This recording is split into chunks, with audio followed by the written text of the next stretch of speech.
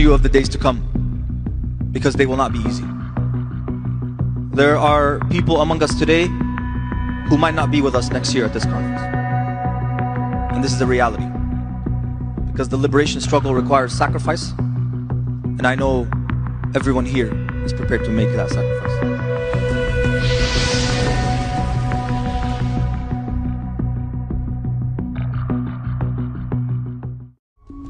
In May 2024, over 100 organizations gathered for the People's Conference for Palestine in Detroit, Michigan.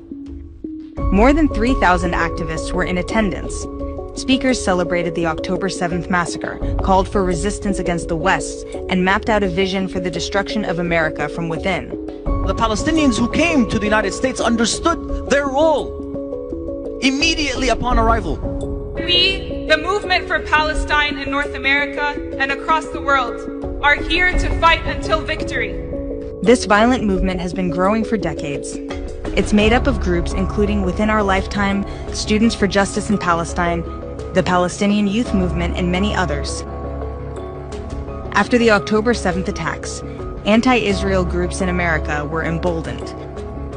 They saw the massacre as an opportunity to intensify hostility toward Jews and America. When I think about the USF, it should burn! Death to America! As the movement worked non-stop to legitimize the Hamas attack, the activists openly flaunted their hatred of Jews and Israel through protests, vandalism, encampments, and violent assaults, both in the streets and on college campuses. Flags of terror organizations became commonplace in public spaces.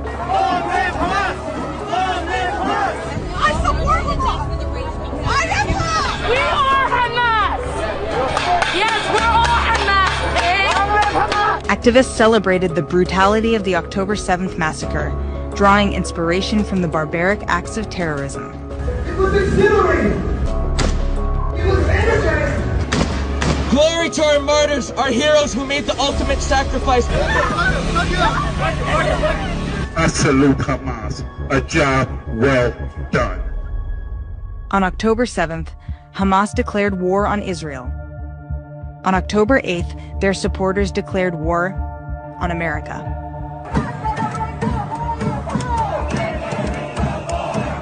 It is time to bring the war home!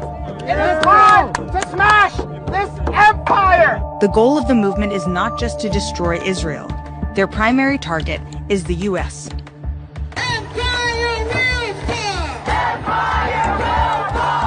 They call America the enemy, the beast, or simply empire.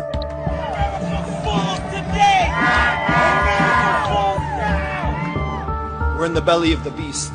We are in the heart of U.S. empire. We are here in the belly of the insatiable imperial beast. Here in North America, in the U.S., the belly of the beast, the heart of empire. We have to bring down this empire with 1 million cuts.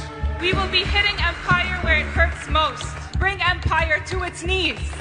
Dismantling the heart of empire is not easy, and it won't be rapid. But we know it's possible. This panel, y'all, is talking about what is next. To strike at the heart of empire. The Palestinian American pro-terror movement uses the word resistance as a euphemism for violence. And that resistance is to be accomplished by any means necessary. We will resist by any all means necessary. All means necessary. The resistance, in all its forms.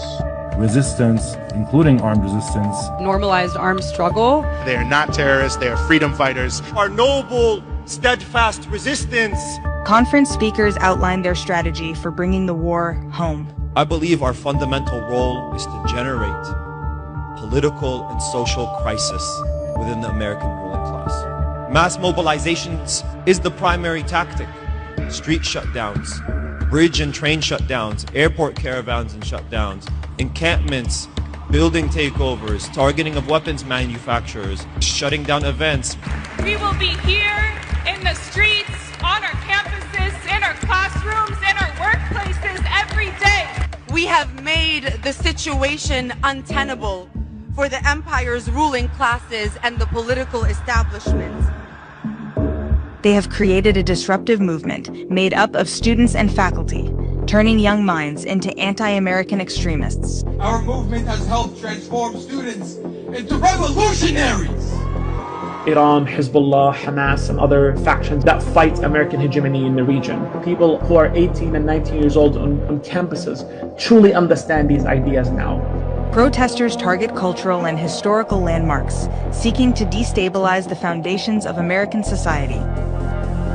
They are openly hostile to law enforcement and engage in violent opposition toward the police.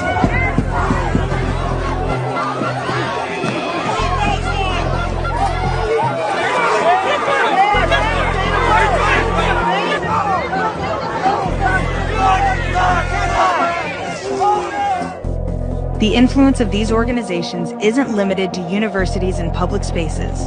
They've even reached the halls of Congress. Congresswoman Rashida Tlaib.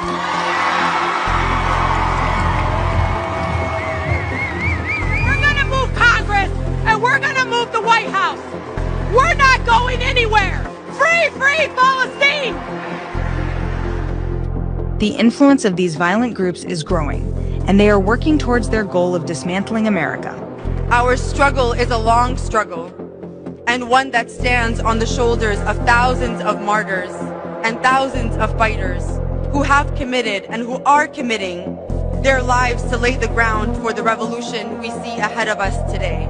Gaza tells us to escalate for it. That can mean so many different things, but what I will tell you is we need to start sacrificing. The threat of violence is not theoretical. In this war of resistance, all Americans are potential targets. Genocide!